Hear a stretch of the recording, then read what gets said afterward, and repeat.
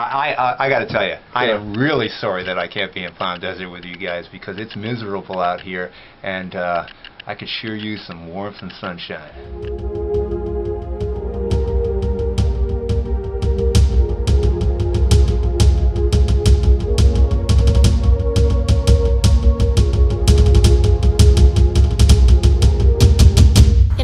New York, a town on the Long Island coast about 40 minutes from New York City, a White House-backed program known as PACE has been creating jobs during the economic downturn.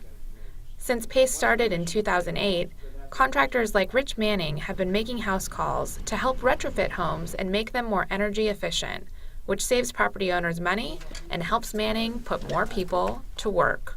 A small New York town is taking unprecedented steps to green its homes.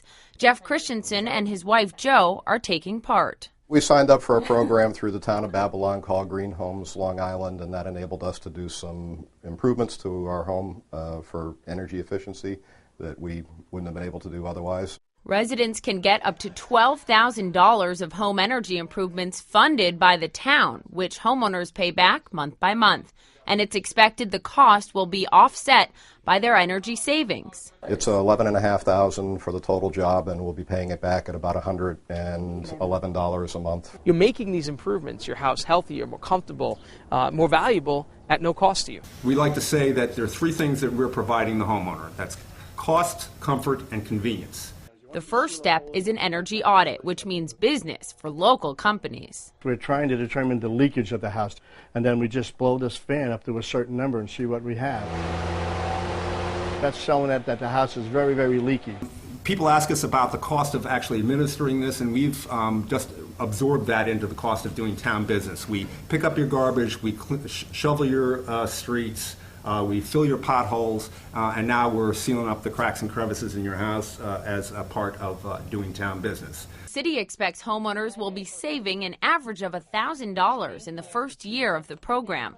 And since the town hires locally, the program creates much-needed jobs. This has increased our business tenfold. One of the things we say is if you invest that money into a project, you're going to create green jobs. But if you invest it into a sustainable program, you're going to create green careers. We in the town of Babylon, first and foremost, and I think is a critical consideration, have a real action bias. And we have a real action bias because we got a young Turk who's the supervisor of the town, who's been a long-time environmentalist, and who fundamentally looks at problems and wants to solve them immediately, if not sooner.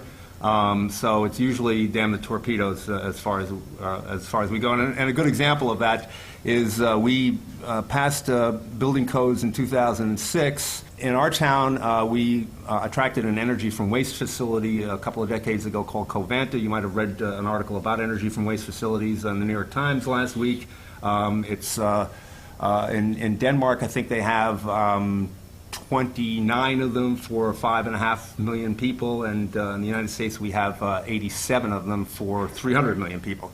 But we're fortunate in Babylon to be one of those facilities, and what it's meant in practical terms is we've been generating 16 megawatts of power and getting revenues from that. We've been charging tipping fees from surrounding municipalities. And on top of that, at about the same time, we wrenched control of the carting from the guys in Brooklyn. So, yeah, of which I talk. So they no longer get the VIG, we get it. In effect, we've turned a collection of solid waste into a revenue stream for the municipality. And as a result, we have a large solid waste reserve. And that's where this pile of money was sitting. It was capturing very nominal money market rates. So all we had to do was figure out how to rationalize our funding energy waste from a solid waste facility. So we expanded our definition, or our standard definition of solid waste. You can go look it up. I won't have to repeat it for you, but we added energy waste by dint of its carbon component. 30% of our carbon footprint is due to residential housing, and 24% to commercial. So we have huge opportunities, and if, like everybody else, we have these very aspirational goals to reduce our carbon footprint, Clearly, the largest scale opportunity is in the building sector. But the Federal Housing Finance Agency, or FHFA, has problems with the program. The agency says PACE poses a risk to mortgage lenders, and as a result, many towns have halted the energy audits and improvements. But not Babylon, which says it will fight back by suing FHFA to keep the PACE program. The small town of about 200,000 is gearing up for the fight of its life.